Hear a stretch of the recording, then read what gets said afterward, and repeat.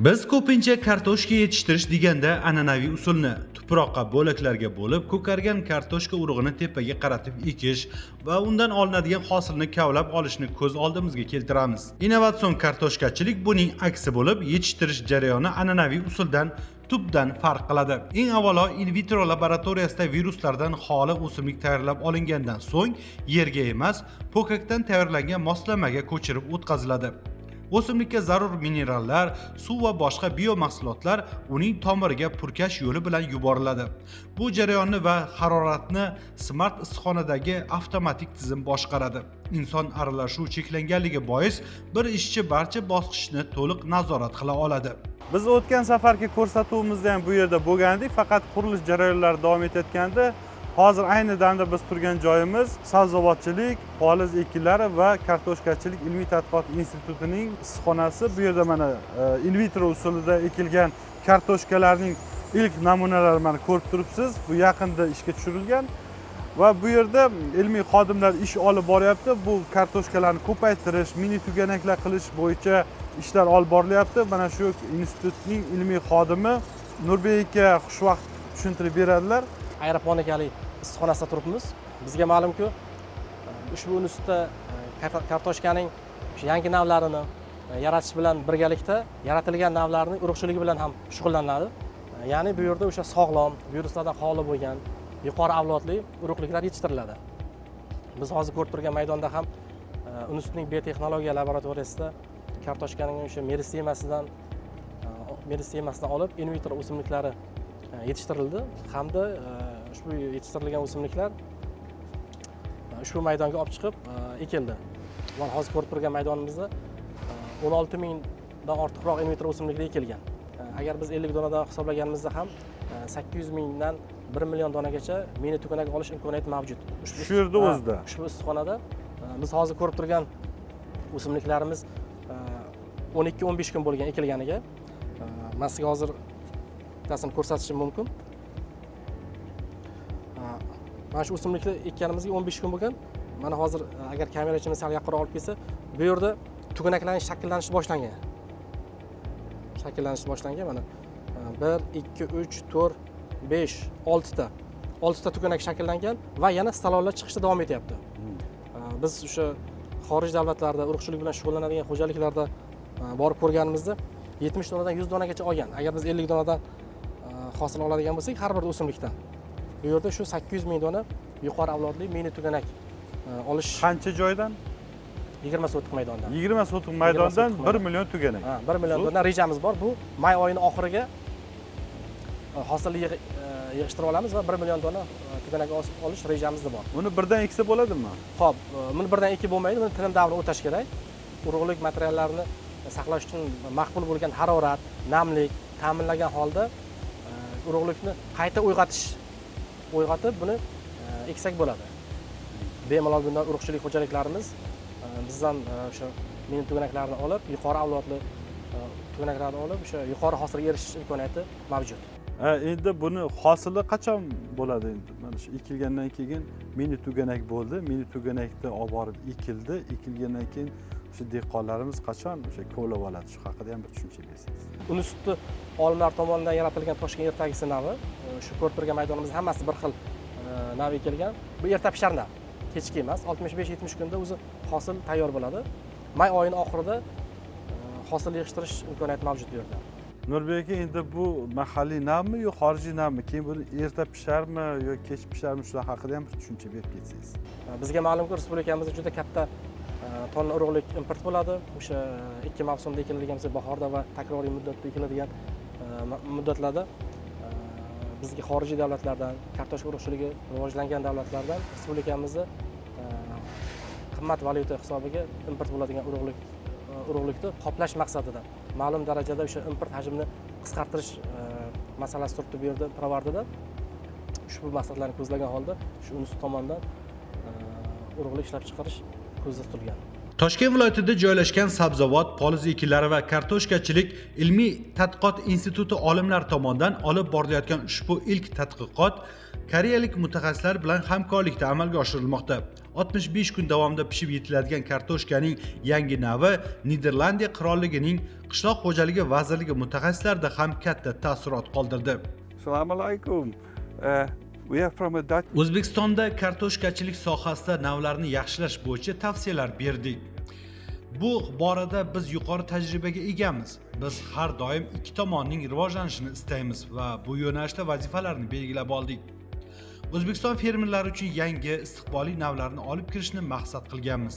Zero nav ustida ishlamaslik tarmoqni orqaga tortadi. Unda rivojlanish bo'lmaydi. Umid qilamanki, bu hamkorlik O'zbekistonda qishloq xo'jaligi sohasini yanada taraqqiy ettirishga yordam beradi. 20 sotix maydonda tayyorlab olingan mini tuganaklar keyinchalik maxsus tayyorlangan issiqxonalarga ekiladi. Bu o'simlikni yerga va iqlimga moslashtirish uchun amalga oshiriladi. Mini tuganaklar tayyor bo'lgach, ochiq maydonlarga qayta ekiladi. Mana yakuniy bosqichga yetib kelibdi bu. Qancha tuganak olasizlar keyin bittasidan? Shuni ham bir gapirib o'tsangiz. Sanjar aka, hozir biz ko'rib turgan tajriba maydoni, biz yuqorida shu aeroponika usulida yetishtirilgan urug'lik maydonini ko'rdik. Bunda tubdan farq qiladi. Ushbu ko'rib turgan tajriba maydonimizda kartoshkaning o'sha in vitro o'simliklari ekilgan. Bunda tuproqda emas, ya'ni tuproqsiz muhitda ekilgan torf, perlit, vermikulit, yana aralashmasiga Bu torf yer, ha? Torf, perlit, vermikulit va kartoshka o'simligi uchun kerakli bo'lgan makro mikro elementlar aralashmasiga ekilgan bu. Oziqaviy tuproq ekanda. Ha, shunaqa. Oziqaviy tuproq. Bu yerda ham ko'rib turgan tajriba maydonimiz bu urug'lik yetishtiriladigan, ya'ni yuqori avlodli urug'lik yetishtiriladigan tajriba maydonida turibmiz. Ushbu tajriba maydonida ham shu Unust olimlari tomonidan yaratilgan kartoshkaning erta pishar O'zbekiston qizili navi urug'chiligi qilinmoqda. Ushbu nav qizil kartoshka hisoblanadi. Bizga ma'lumki, bizda aholimiz shu qizil kartoshkani sevib iste'mol qiladi, yaxshi ko'radi. Bozorlarda borganimizda ham mahalliy kartoshka navlarini ko'proq so'rashadi. Yana bitta narsani so'rashadi ular. Kartoshka narxi qachon arzon bo'ladi deb so'raydi. Mana shu narsalar hammasi yo'lga qo'yilsa arzon bo'ladimi? To'g'ri, o'rinli savol. Bizga ma'lumki, respublikamizda ekiladigan kartoshkaning urug'liklari ko'p qismi xorijiy davlatlardan, ya'ni kartoshkachilik rivojlangan davlatlardan respublikamizga import bo'lib kelmoqda. Shu import darajasini pasaytirish maqsadida bizning olimlar mana yaratilgan kartoshkani erta pishar navlarini yaratishdi. Endi urug'chilikni yo'lga qo'ymoqdamiz. Biz hozir ko'rib turgan maydonimizda bu yerda mana shunaqa kichik hajmdagi net houseli issiqxonalardan 20 ta issiqxonaga kartoshkani 100 ming dona in vitro o'simliklarni ekkanmiz. 100 ming dona. Ushbu ekilgan 100 ming dona o'simliklardan biz yilning oxirigacha 3 million dona yuqori avlodlik, viruslardan toza urug'lik tuganaklarini yetishtirish rejaga qo'yganmiz. Shundan 1 million donasini may oyining oxiriga yetishtirib, o'sha urug'chilik xo'jaliklarimizga, kartoshka urug'chiligi bilan shug'ullanadigan va ekib yetishtiradigan dehqonlarimizga shartnoma asosida yetkazib berishni maqsad qilib qo'yganmiz. Laboratoriya sharoitida yetishtirilgan in vitro o'simliklarni mana shunaqa net houseli issiqxonalarda, ya'ni bu net houseli issiqxonalarda mana biz yon pardalarni ko'tarsak, atrofi to'liq masketni setka bilan himoyalangan. Bunda kartoshkani zararlovchi, uchib yuruvchilar, sudraluvchilar, biron bir hasharot kirib zararlamaydi. Mana ko'rib turibmiz, kartoshkamizning palagi toza, biron bir dog'lari. Yana qancha o'sadi endi? Xo'p, yana uzoq o'smaydi, yana 10-12 sm o'sadi. Bizga ma'lumki, respublikamizda emas, harorat ham kerak bunga. Butun dunyoda yildan yilga suv tanqisligi kuzatilib kelmoqda. Shuning uchun ham biz Unust olimlarini oldiga qo'ygan maqsad o'suv davri, vegetatsiya davri qisqa navlar yaratish. Chunki o'sha suv xarajatlari, ortiqcha mehnat xarajatlari hammasi iqtisod bo'ladi. Bugungi kunda mahalliy kartoshkaning istiqbolli navlarini ixtiro qilish va mavjudlarni saqlab qolish maqsadida institut ochiq dala maydonida har mavsumda urug'liklar yetishtirib kelinadi. Kartoshkachilik xo'jaliklari talablariga qarab ushbu o'simlik in vitro usulda yana ko'paytirilib, mini tuganaklar shaklida yana o'sha ketma-ketlikda tayyorlab beriladi. Ushbu sikl to'xtab qolmaydi. Yil davomida xo'jaliklarni sifatli va hududga mos urug'lik bilan ta'minlab berish imkoni yaratildi. Shuningdek, aeroponika issiqxonada ham kartoshka va boshqa o'simliklar sinovdan o'tkazilmoqda. E'tiborli tomoni, bu kabi usulni hattoki xonadon sharoitida ham tashkil etish mumkin. Kelgusida Janubiy Koreya olimlari bilan hamkorlikda olib borilgan izlanishlar tufayli yaratilgan yangi navlar nafaqat O'zbekiston, balki butun Markaziy Osiyo davlatlarini to'liq sifatli va mintaqamizga mos urug'lik bilan ta'minlay oladi. Kartoshkachilikda ilk bor mana mini tuganak shaklida ekilgan o'simliklar hosilga kira boshladi. Bu o'simliklarning e'tiborli tomoni har biri sog'lom parvarish qilinyapti, kasalliklardan xoli, chunki bu in vitro davridan boshlab o'sha mini tuganakgacha yetishtirilgan kartoshkada barcha kasalliklardan xoli qilib voyaga yetkazilgan. Va u mana shu ko'rib turganingizdek o'sha kimyoviy preparatlar ham shart emas, umuman hosildorligi ham yaxshi va eng muhimi bizning mahalliy nav hisoblanadi. Shu ochiq maydonda ekilgan har bir kartoshkaning egalari bor ekan. Demak, har bitta kartoshkaning o'sha raqamlari bitta yangi navda.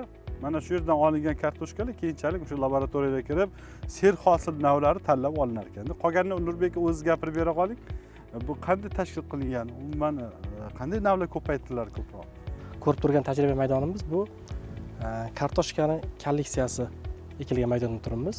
Xo'p, qancha xodim izlanishlar olib boradi shu joyda o'zida? Xo'p, ushbu laboratoriyada kartoshka genofondi saqlanadi hamda seleksiyasi va yetishtirish agrotexnologiyasi bilan ilmiy tadqiqot ishlari olib boriladi. Biz hozir ko'rib turgan maydonimizda 160 dan ortiq kartoshkaning nav namunalari kolleksiyasi ekilgan maydonda turibmiz. Ushbu maydonda olingan hosillar kartoshkaning genofondini saqlab turish uchun ekib boriladi. Bu yerda mahalliy va xorijiy nav namunalar ekilgan. Genofonda ekilgan. Agar biz tomonimizdan yoki dehqon fermerlar tomonidan qaysidir navga ehtiyoj bo'lib, shu navda urug'chiligini qilib berish buyurtmasi tushsa, institut tomonidan o'sha navda in vitro o'simliklar yetishtiriladi va aeroponika usulida yoki o'sha net house'larda uning yuqori avlodli mini tuganaklari yetishtirilib, zakaz bergan fermer xo'jaligi yoki dehqon xo'jaliklariga yetkazib berish imkoniyati mavjud. Hududlarga mos navlar. Albatta, ushbu genofond respublikamizning o'sha markaziy mintaqalariga, janubiy hududlariga va shimoliy hududlarga mos navlarni o'z ichiga olgan. Albatta, kartoshkani o'sha bizga ma'lumki, janubiy mintaqalarda ekiladigan navlari o'sha shimoliy mintaqalarga to'g'ri kelmasligi mumkin va issiq havoga mos kelmaydigan va issiqqa chidamli sortlarimiz bor. Shunga qarab ham biz nav namunalarini ustida ilmiy tadqiqot ishlarini olib boramiz.